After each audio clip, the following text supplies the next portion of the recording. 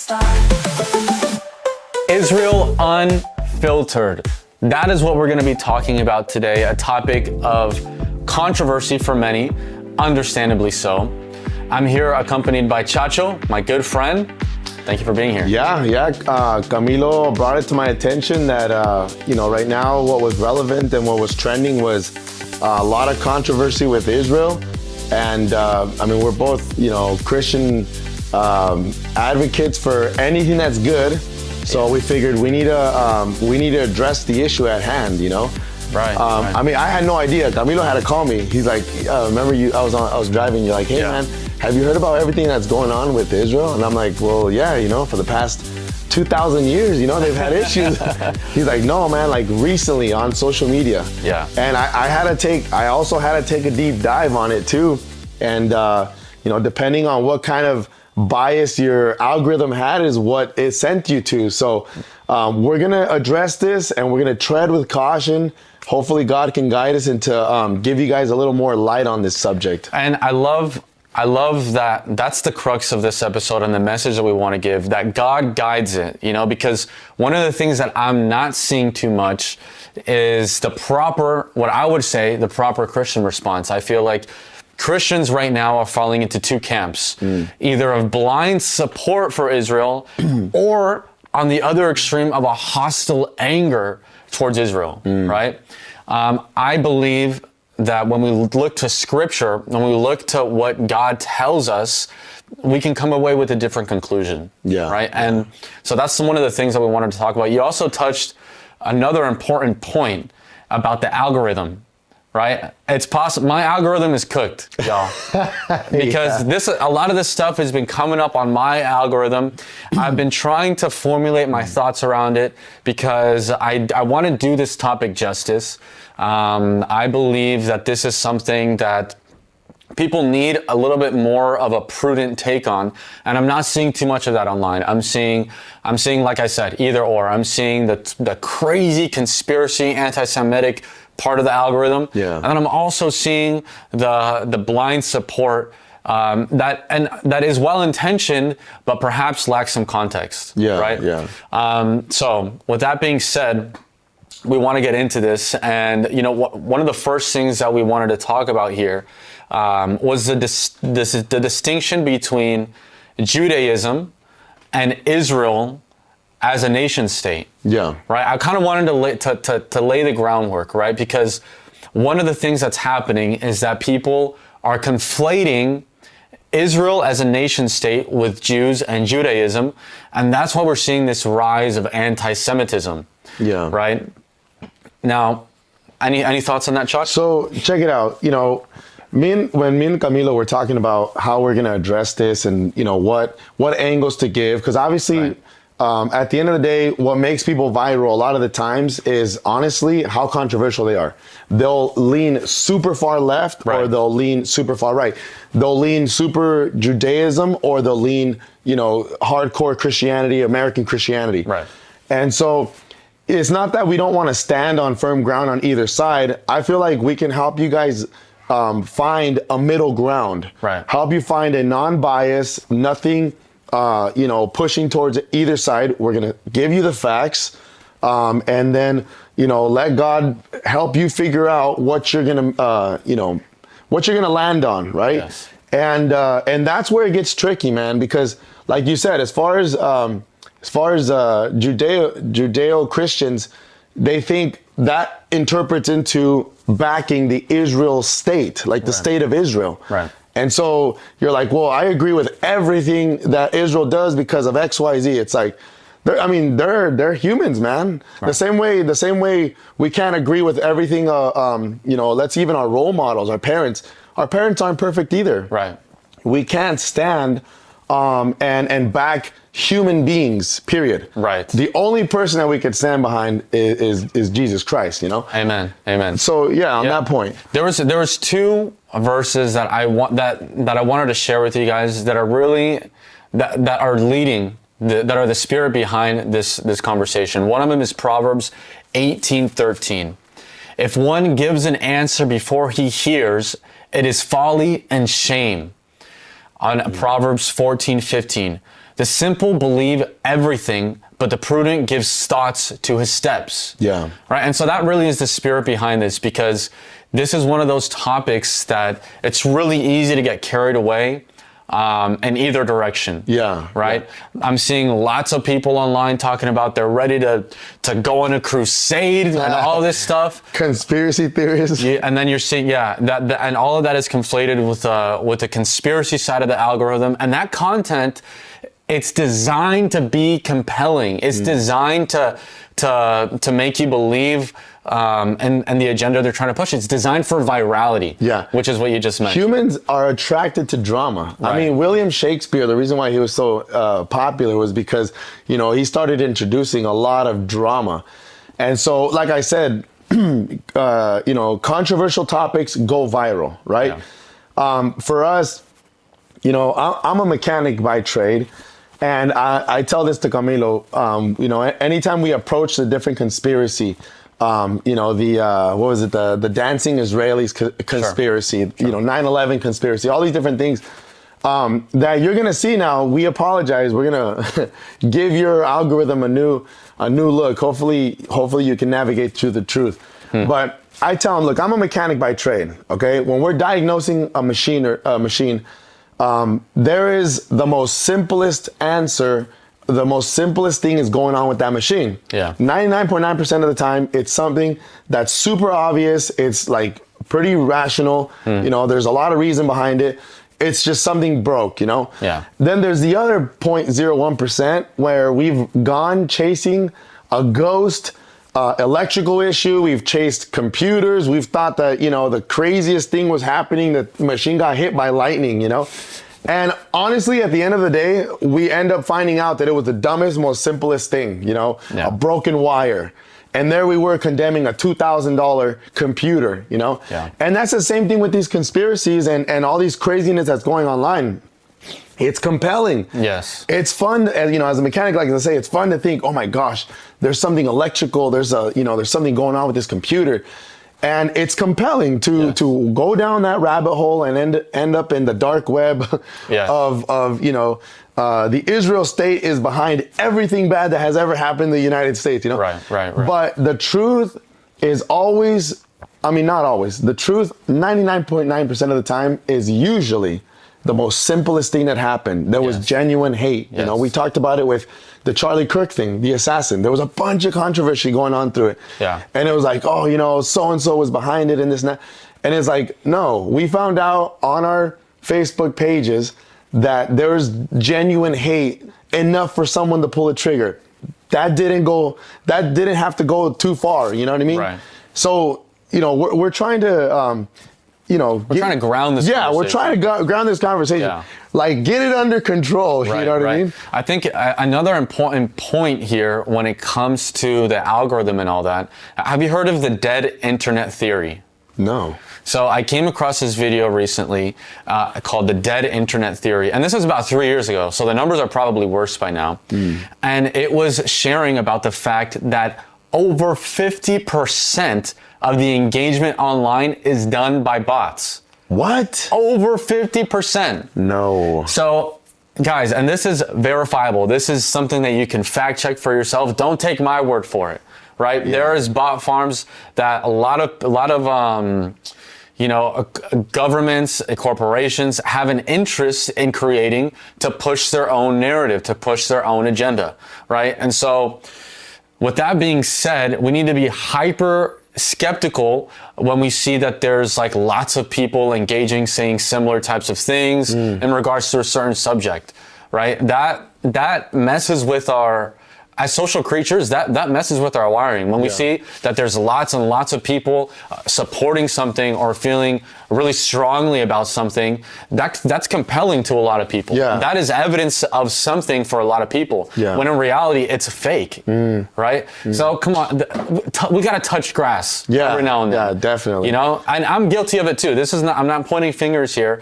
I'm saying this because too many times I've fallen susceptible to what the algorithm is trying to lure me into. Yeah.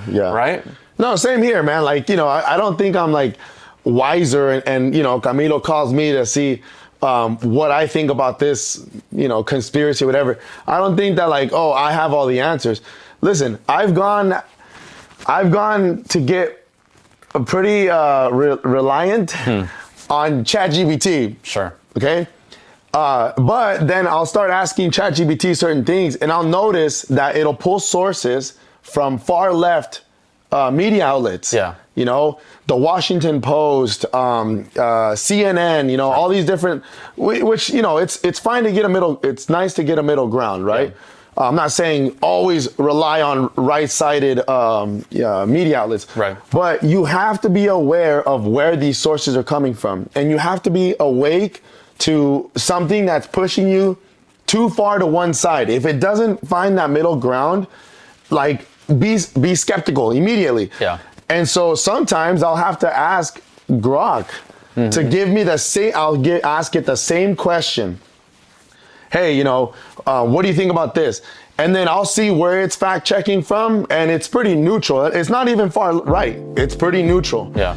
And I'll start calling Chat out. Dude, I've had a long conversation with Chat. I am so sorry for all the environmental damage I've done because I use Chat so much. But, I'll be like, why are you pulling so far from the left? And it's like, oh, well, I was just pulling from the most relevant. Hey, man, and I tell Chat, you know who I am, dude. Like, I'm conservative, I'm this and this and this. Why are you pulling so far from the left? And then I'll check myself and I'm like, dang it, you know what? Maybe I do need to see this other side, you know what I mean? Like, I need to find that middle ground. And so that is the self-awareness that I hope people can come away with after hearing this, right? So we're gonna move on to the next segment here. We're gonna keep talking about this, but we first just wanted to lay the groundwork. See you guys soon.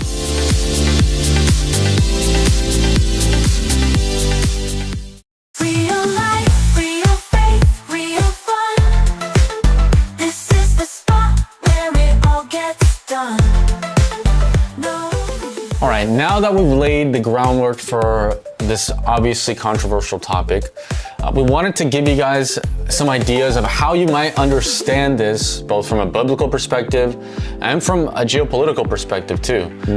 Always informed by scripture, right? This is not a show about politics necessarily, but we understand that in politics, people are making moral decisions, right? So it implicates us in that way. Chach? So, a little history on where I come from, where my church comes from, my church beliefs or whatever, and pretty much where we come from, right? Sure. Like early on in our congregating, there was a pastor that he had an epiphany. He had this vision that he needed to. Let's say he needed to get along with the Jewish community. Okay. And what I mean by get along, I'm talking about like, especially the Latin American community, the Latin American churches. Yeah. So he reached out to, the Jewish community out of San Diego, I want to say, and he just made these connections that were never made before. There was, relationships that were established that weren't made before. Yeah. And so early on in my walk with God, I had this burden for the Jewish community. Okay. So, pray for the priests of Jerusalem, for example, was literally a bumper sticker that my parents had on their vehicles. Yeah. Because of this pastor that had this vision early on, Yeah. And so that's where like I said, when we were going through this research, I was having to really make sure that I wasn't talking out of a place of bias, making sure that when I, looked up some of the conspiracies, or when I looked up why people are so diehard Israel, I wasn't just trying to justify them. You know what I mean? Right. So I had to go and do some actual biblical research as to where all this comes from. Yeah. You know? What would you say it is? Why do you think there's such a large part of the Christian community that is feverishly in favor of Israel and puts them on a pedestal to the point where they can do no wrong? So, I can't say that that my introduction to pray for the peace of Jerusalem, obviously it comes from Psalm 122. Okay. David's talking about it. He's talking about, he wants essentially peace like Yes. the context is he wants peace within the walls of Jerusalem. You know, Yes. at the time there was already conflict, right? Yeah, of course. Ishmael and Isaac had already been an issue. Yeah. You know, Muslims and Jews were already fighting. So for him to say pray for the peace of Jerusalem was understandable. You know, there was already conflict there. So, okay, that, like I said, that's one like huge thing that they hold on to is you're supposed to be praying for Jerusalem, right? Another one is in Deuteronomy, it's established that the Jewish people are God's chosen people. Like, again, that's common knowledge to any Christian. If you read your Bible, you should understand that the Jewish people are God's chosen people. Yeah. Are they perfect? No. Yeah, and I just want to touch on that for a second too, because when it comes to like the anti-Semitic rants that you see online, you see a lot of vitriol towards that statement, towards like, why are they the God's chosen people? And what I would say to that is, you know, God chooses lots of people throughout the Bible, not because they're good, but because of their faults. Right? Yeah. He chose Israel as his people so that he might be further glorified. Right? It had nothing to do with any innate characteristics that they had that made them better than anyone else. Yeah. So I just want to lay that. No, yeah. I mean, you know, Moses being one of them is Exactly. lack of speech. I mean, how are you going to choose a guy in leadership that can't talk, you know? And he was a murderer. Yeah, exactly. Right. So, okay, so you have, you know, people talking about, all right, the Jewish people is the chosen nation, right?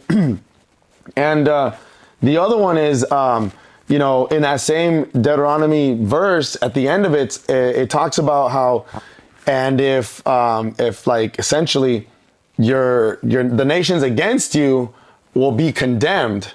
You know, and so people, I don't know how much of a motivator that is, but there's definitely a like a prosperity gospel. Okay, yes. You know what I mean? That's kind of like, that's pushed in the sense of, well, I want to be blessed. I want to be in favor with God. Exactly. I want to be in favor with God. So let me bless the Jewish community in that sense, which again, you know, obviously we have to love our neighbor like ourselves, right? Of course. What does that bring? It brings blessings to your life. It's not like It's not like there's this malicious intent to wanting goodness for people. There, you know, the fact that that's even that's not controversial at all. You know, but there is a heavy side of trying to have this favor with the Jewish community, so much so that you're looking for this malicious benefit essentially. Right. And so it's like, let's say it's not genuine. It's not genuine, like blessings that you're throwing at people. It's like a blessing with the hook. Right. You know, and so, you know, I mean, you start going into very, very deep ends of the dangers of wanting that blessing so much that now you want to be Jewish. You know, and now you jump into the Judaism and now, you know, which again, like we said, this isn't like a political or a religious, you know, we're not knocking on any religion or anything like that, but you have to find balance, you know? At least in the way that we think about it, right? Like the truth, regardless of where it lands, is offensive by nature to many, right? We believe, obviously, that Jesus is the way, the truth, and the life, that he shed his blood to die for our sins, that he is our Messiah. Jews don't believe that, right? And so at the core of our beliefs, there is irreconcilable differences, and we can recognize that, right? I also wanted to express too is that it is possible to separate the modern nation state of Israel from Judaism itself, from biblical Israel even. I think there's a strong case to be made that the modern state of Israel the only thing it has in common with biblical Israel is its name. Right? Because biblical Israel was a covenant theocracy, right? Led by a king. The modern state of Israel is a democracy, right? In which people vote, and its population is made up of Jewish people, Muslims, Christians, and many secular people. So I think when we just look logically and at the at the ground level reality of the world right now, of Israel as a state, we can come to the conclusion that they are not the same as biblical Israel. No. Right. I think that's a fair assessment to make. Yeah. And then from there, I think there's plenty of critiques that are valid, that I do resonate with in regards to the modern nation state of Israel. Yeah. Right? One of the verses that come to mind is Zechariah 7:9. Administer true justice, show mercy and compassion. Psalm 34:14. Seek peace and pursue it. Yeah. And all of this, Ephesians 4:15 tells us to speak the truth in love. Yeah. Right? And so any grievance that we as Christians might have regarding the state of Israel, it should be filtered and spoken through this lens. Yeah. Right? We serve a God who is just, but we also serve a God who is loving. We serve a God who is merciful and graceful as well. And on the other side, this comes from personal experience, Yes. right? And I'm sure you can relate to it. Not sure how much you'll relate to it, but listen, I'm part of the worship team for my church. Yeah. Okay. I tell this to my worship team all the time. Hey guys, we got this solid set list. Like, I feel like this music is what the church, the congregation needs to hear. This is what I feel like, this is what they need to hear. Not, this is my favorite song right now. No. Our guidance is always, God willing, spiritual. Yes. We want to present the congregation to this. This is what they need now, right? Okay. Anytime that we know it's going to be a solid set list, I tell my worship team right off the bat, FYI, there is going to be crazy amounts of resistance by the enemy. There's going to be spiritual warfare. You're going to have issues on your way to practice. You're going to have issues on Sunday morning. Like, mark my words. Sure enough, dude. Sure enough. Wednesday comes around, we get a text message. Hey guys, my car broke down. Hey, whatever. And I tell them, don't take it personally. The enemy knows like what an impact this is going to be. The enemy knows what he's after, right? On the same token, and I have personal experience with that. Like, yes. I see it all the time. I don't know if you can relate to that. This very morning, I woke up at 3 a.m. and couldn't go back to sleep. And I knew that I needed a good night's sleep in preparation for this. Yeah. Check this out. Understanding that, the question is up to you to answer. Why is there so much resistance, obsession, hatred? Why is there so much stirring? Why do they call Jerusalem? What do they call it? Ground zero, or what do they call it? I forget what they call it.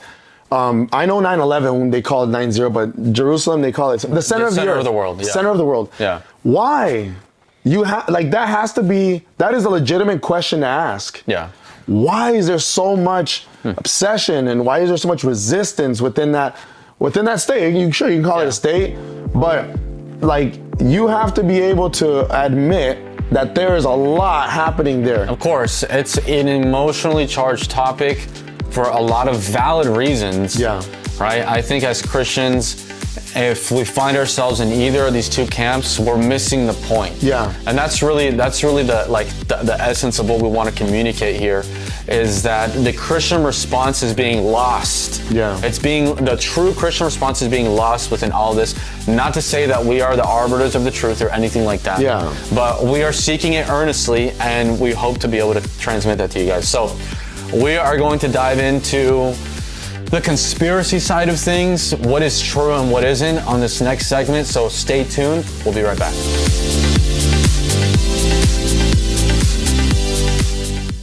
Real life, real faith, real fun. This is the spot where it all gets done. No. Now, in all this, I really want to be fair to the people that might fall into the camp of feeling some type of grievances towards Israel as a nation state. There's certain things, like for example, you're seeing a lot of talk from these media figures like Tucker Carlson, Candace Owens, Nick Fuentes. Not to say that they're all exactly the same, because they're not. But you're seeing it come from this camp of the media, right? Of the algorithm, so to speak, There's a lot of Jew hatred. You see the little juice box commented under every single post. And as silly as it is, like I want to take this seriously, because one of the things that I do find an issue with as an American, right, as somebody who appreciates what this country has done for me, right, who appreciates the fact that we were able to come and have different opportunities, right, is for example, like some of the grievances that have been shared, is like the America First camp. Yeah. Right? Yeah. Lots of people who feel like, you know what, it really doesn't make sense that we as a nation should be sponsoring the state of Israel in the way that we do, while they're enjoying free healthcare, they're enjoying free education, they're being incentivized to have more children, all the while birth rates are declining in the United States. Anti-natalism, which is like this whole movement against family that you kind of see. Yeah. All of that is pervasive in our culture. We don't enjoy some of those benefits, and not to say that like we want handouts or anything, right? But more to say that like why is this nation getting handouts and we're 100,000 people a year here are dying from the opioid crisis. Yeah. Right. And so it's really hard for me to hear those grievances, because to be honest, I don't have an argument against them. They resonate a lot with me. Just being a father, being somebody who wants this country to prosper, being somebody who wants like the future of the next generations to be better than what they are now. Yeah. Right. I think we can agree that the state of the economy, the state of our society, of our culture right now is not in a good place. No. I mean, you know, like you said, how do you explain that? You know, you follow the money of let's say America sending, billions to Israel. Yeah. And a lot of it, and you can look it up yourself, it's through like appropriations acts. A lot of it's through the military. Sure. Right. And, you know, like, Their again, defense, through the defense, you know, Israel is one of our biggest allies. Israel's military is very sophisticated. So, you know, again, through different motivations of whether the U.S. had relations with Israel, not always, right? I mean, Obama was pretty anti-Israel, you know, and JFK was pretty anti-Israel. And so, so for us, we say, okay, well, why are we sending so much money to Israel? Oh, well, they're one of our allies. We share our nuclear programs, okay? Mm-hmm. But like we've talked about, you follow the money because their military is getting so much money from the U.S. That means they don't have to spend into the military, and that means that now they have extra money to dump into free education, whatever. And so you say, oh, well, you know, those are my tax dollars at work, you know? Right. And again, like, nobody's perfect. I'm not saying, that it's justified. We're sending our ally, our nuclear program allied money. Yeah. Like, that's justified, you know? But in the sense, you always have to, like, look at the big picture of, is it that they're distributing their money correctly? Administrating. Is it that they're administrating their money correctly? You know, that's fair. You know, and so maybe they're just administrating their money correctly, and so then they promote, you know, free education, whatever. Which, you know, for me, it doesn't matter. Like, I think at the end of the day, what you have to focus on is, why do we have a relationship with Israel to begin with? Yeah. That's the number one thing you need to ask yourself. I would say a lot of people would be a little bit skeptical of that line of thinking, just for the reason of, like, if you actually just continue that logic, like of following the money, there's also the AIPAC lobby, right? And the fact that they are the most ubiquitous lobby, meaning that on both sides of the aisle, you'll see every single person, almost every single person, have an AIPAC advisor in their cabinet, just furthering the agenda of Israel as a nation state. Now, we shouldn't be surprised that a foreign entity is trying to carry out their agenda and partner with the United States. That's what any rational country would do. Yeah, everyone wants to be with the most powerful country in the world. So that part isn't surprising. I do, however, start to grow skeptical when you don't see any pushback and any part of the government towards this arrangement. Right? Or even the let's say the hiccups they've had, right? Israel's gotten away with a lot of different things in the sense of like, when Trump called for the ceasefire and there was still, Gaza was still getting bombed on the Israel military side or whatever. Right. And again, like you say, they shouldn't be getting away with as much as they're getting away with. Right? I think that's fair. Okay. Yeah. That's an adult conversation to have, right? Right. All right. Well, let me tell you this. How can you relate to that, right? Everybody has a sibling that gets away with murder, okay? Everybody has that coworker. For some reason, they don't even have to be the boss's kid or the boss's nephew. Right. For some reason, that coworker gets away with everything. Yeah. Crashes company vehicles. They're still employed, just life's not fair, right? And in our case, it's not that I feel like the U.S. has to be super merciful or forgiving to Israel because they're our ally. But, in the sense, that's kind of how it has to be. If you want to maintain a relationship, you have to be forgiving. You have to be graceful. You have to be all these different things. At the expense of criticism, at the expense of, Israel screwing up and, like leaving the U.S. with no justification for certain things. Right. Sometimes there's literally no justification other than, they're my spoiled kid, just let them finish off their tantrum, whatever. And I'm not saying that's what Israel is. But I think the danger of following that is how Israel then implicates the United States and the things that they do. Like, if they're not being held accountable in some regard, and they're being given like room to carry out military operations that might go against our interests, what then? What recourse do we have as a nation? What recourse do our leaders have to hold them accountable? Right now, it seems like there's none.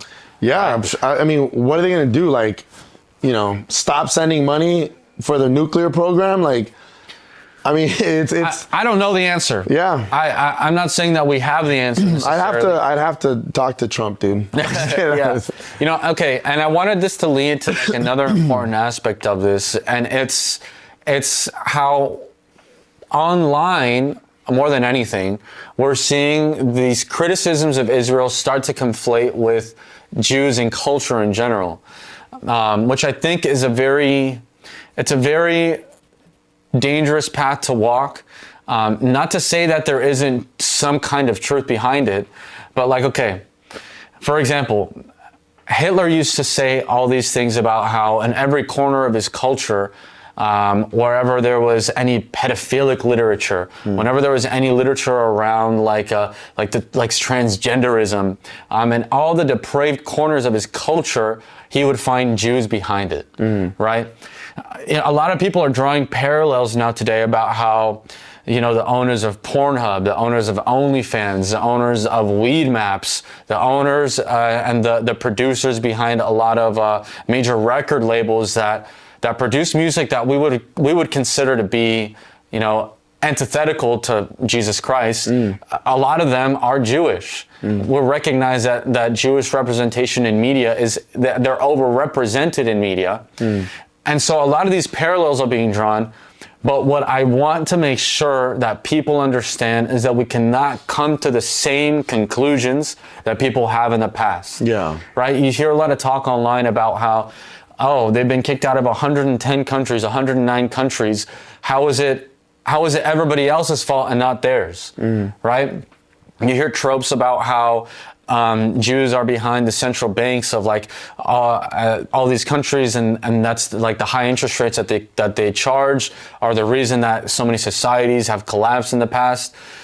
The degree to which that's true or not can't be our focus as Christians, right? And we're going to keep talking about this in a little bit more detail and fleshing this part of it out. But I just think it's really important to not fixate on the perpetrator of evil in this case, right? Ephesians 6:12, we wrestle not against flesh and blood, but against principalities and the forces of evil. Yeah. Right? Yeah. That's the thing that we cannot forget here. John 7:24, do not judge by appearances, but judge with right judgment, with righteous judgment. Proverbs 24:23, it is not good to be partial in the face of injustice, right? So that's where I can understand kind of both sides of this. I think as Christians, if we can't, if we're falling into the camp of being completely numb to all the children being orphaned in Gaza, to all the people being killed in this war, we're falling on the wrong side of this. We're missing the point. Dude, since 2022, there was like 3,600 anti-Semitic incidences reported. I forget what the chart is. In 2025, there was like 9,000 anti-Semitic, incidences, and you could see the rise of radicalism, like we said, where you start, like you said, focusing on the real other than the person, you know? And like I said, dude, just to circle back to the resistance, the same way that, even with this Israel thing, the enemy knows how to create division, okay? Especially amongst Christians, all right? One of the things that started happening with the whole, the whole Israel thing is a lot of Christians started almost wanting to separate themselves from the Republican Party, or inside of the Republican Party, a lot of division was being created. So that is like a telltale sign that motivation, that topic, that theme is being pushed by the enemy. Right. Anytime there's division, anytime there's evil, anytime there's, ill intent, the enemy is pushing that. And if you're not awake to that, dude, anti-Semitism will rise. If you're not awake to that, again, Jewish people will continue to choose, to keep leading Pornhub, keep leading all these different things. Why? Because the enemy knows to give them success means to create division, to create evil in the world, So yeah, we're not fighting against flesh and blood, we're fighting against principalities, Exactly. And that's what's tough, man. Yes, absolutely. So look, we're just gonna keep going, diving into the same topics here. Stay tuned, guys. We'll see you in a second.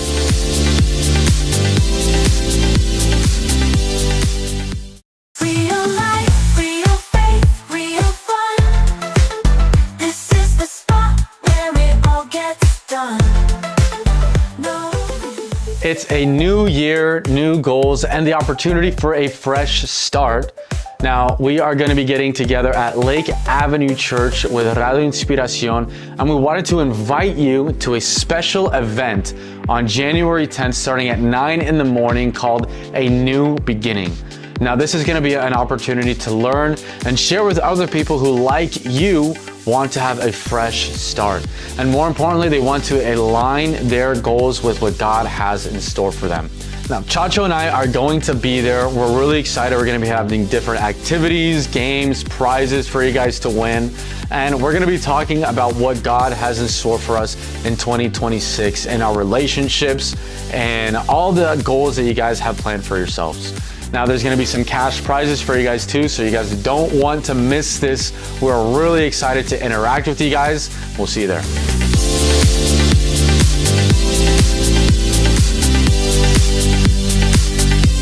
Now, I'm hearing a lot of talk online about people getting ready to take up arms and go on another crusade, which personally, I just have a lot of, as I started coming across that online, my initial visceral reaction was just like this can't be it. We're missing the point here, right? Like what we were saying earlier, it's true. It could be very true to say, and there's lots of data to support Jewish overrepresentation in parts of the media. Like we said, again, behind industries like the porn industry, lots of cannabis companies are owned by Jewish people, right? They're overrepresented in the media in a lot of ways. And what I want to say is, why are we surprised as Christians that people who live without Christ are producing rotten fruit. Why are we surprised? Right? Now, here's where I want to redirect us, is that as Christians, our focus cannot be to fixate on the perpetrator of evil, but instead to be Christ-like in the face of it, right? That is why this spirit behind this new crusade that people are wanting to take up and all this stuff, that is not the spirit of Christ. Matthew 5:9, blessed are the peacemakers, right? Our role is peace, not crusading, right? If one look at history and you looked at the crusades in the past, were driven by political and personal agendas, by kings and rulers who were seeking personal glory over reclaiming the land that is emotionally charged, that people have a high stake in. Yeah, I would say like out of 10 nights, let's just say, you know, probably 9 of them were banking on the fact that after the crusade, they'd have guaranteed land. Yes. One of them, you know, and who knows? Obviously, we can't go and check that data now. Sure. But you know, in human nature, you can see that maybe one of those knights genuinely wanted to save the promised land. Sure. The other 9 probably wanted some land, you know. Sure. And you know, there's also a great point, because I remember reading about how the Catholic Church at that moment in history was encouraging and telling people that in their war against like the Muslim caliphate at the time that was controlled Jerusalem or of Israel, that they would receive penance from God, like they would receive good favor and reward from God. Yeah. Right. Well, they were basing that off of Genesis 12. Genesis 12, it calls to Abraham to step out of faith, promising a great nation, blessing to those who bless him, and protect from those who oppose him. Yeah. So, you know, you associate yourself with Jerusalem and the promised land. Well, guess what? You will now have protection and you will be blessed. And like we talked about earlier. And again, that's like taking Bible verses out of context, man. You know what I mean? Like that's like we're saying, you know, Jerusalem, Israel of the Spirit. Pray for the peace of Jerusalem as the Spirit. I'm not saying I'm reinterpreting the Bible or anything like that, but you know, at that time, there was a lot of different religions that were, you know, relevant in that time. I mean, even like pagan religions at the time, you know, Greek mythology, all that stuff was still pretty much alive. Yeah. And so when David said, pray for the peace of Jerusalem, you know, there was so much conflict inside of those walls that, I mean, you know, he genuinely was crying out peace throughout, you know what I mean? Yeah. To peace throughout. And so, yeah, I mean, it's just, you know, to start going towards that like really radical, you know, conspiracy side of things where you start judging the person as a person and then like putting them all in a group. Right. You know, that is dangerous, man. Yeah. That's literally how the Holocaust happened, you know? Sure. And sure, like we said, the NBA is over represented by African Americans, right? Okay, it's in their culture. You know what I mean? They're amazing athletes. It's part of their culture. The Jewish community, they're over represented in like high-ranking positions in the media. You know, Paramount, Warner Brothers, MGM, all of that were founded by, you know, Jewish people at the time. Why? Because at the time, anti-Semitism was pushed hard and didn't allow them to jump into, let's say, banking, which is what that's what their culture pushed them to. Right. So at the time, it pretty much like pushed them into this new industry, which is media. Who knew how much influence and, you know, what positions of power that was going to bring. Right. But to say that was like ultimately their you know, driving motivator was to have influence and control the world. You know, it's like, dude, anti-Semitism pushed them to seek different industries at the time. Yeah. At the time. Yeah. And you know, as Christians, I don't know. I don't know what the Jewish ethos is. That's that's something worth exploring. Yeah. Right? Because as Christians, we are called to make disciples of all nations, baptizing them in the name of the Father, the Son, and the Holy Spirit. Yeah. Right? That's name. Yeah. That is the great commission that Jesus called us to. Yeah. Right? Yeah. So it's very clear what our job is as Christians, right? To spread the good news, right? Yeah. I don't know. I'm ignorant as to what the Jewish ethos is, but essentially what we shouldn't be surprised by is when people without Christ and create their own moral or value system, right? A lot of Jews nowadays are secular Jews, right? They're not even, especially the ones we're talking about, like in media and in positions of power. A lot of them are very secular, right? Meaning that they don't hold any strong religious views. With that being said, like the source of evil can come from anywhere. It can come from Jewish people. It can come from Islam. It can come from atheists. It can come from the secular culture that we live in. Yeah. It could even come from within our own churches. Yeah. And that's what I want people to understand and come away with, is that it's really easy to say, I'm going to take up arms and go on another crusade and do this and that and point at the enemy afar. The harder thing to do is what Jesus called us to do, which is to live godly lives, to be godly men, to raise godly families and to have godly households. That is much harder to do.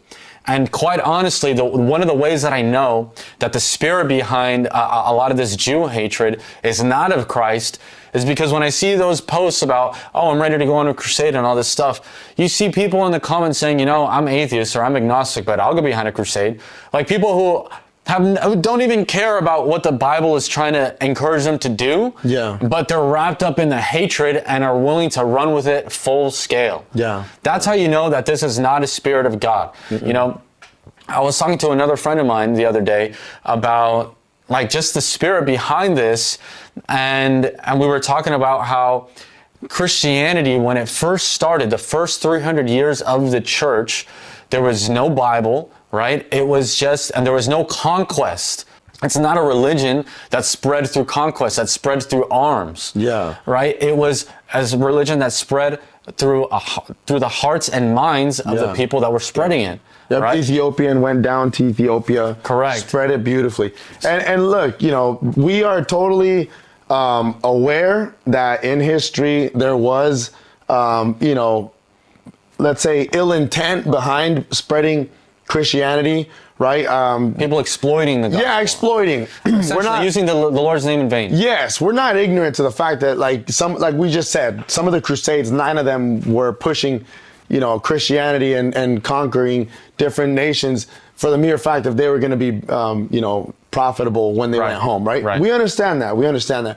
But, it's like making the argument Christopher Columbus was this evil man. It's like, okay, look, dude, at the heart of Christopher Columbus, he was pushing, religion to the New World, right? And so now you say, oh, well, he had, what are they called?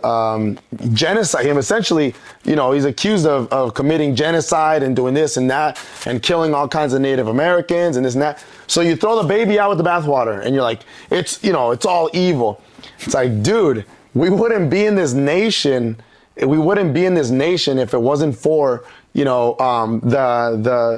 let's say the goodness that Christianity brings. Yes. Right? Yes, there was evil in it, whatever.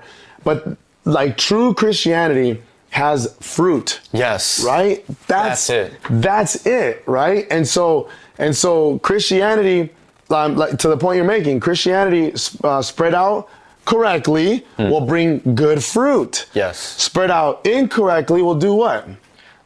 It produces everything but. Yeah. Right? Yeah.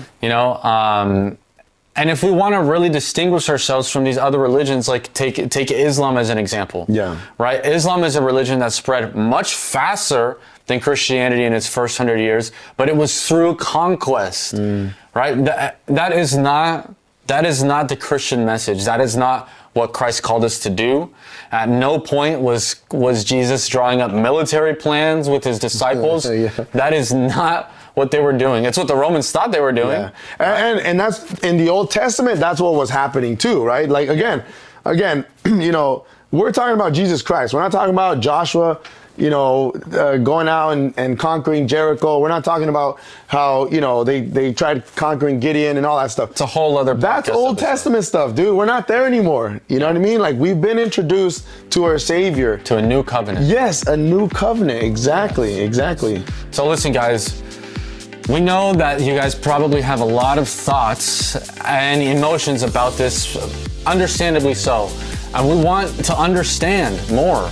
You know, the essence of this is just to seek the truth and to speak the truth. And what I really want you guys to come away with is that God is not calling us to fight an enemy abroad, but instead He's calling us to look inward and to try to be closer to Him in all that we do. Forces of evil come in many, many shapes and sizes through lots of different ways, whether it be Jews, whether it be anything else, right?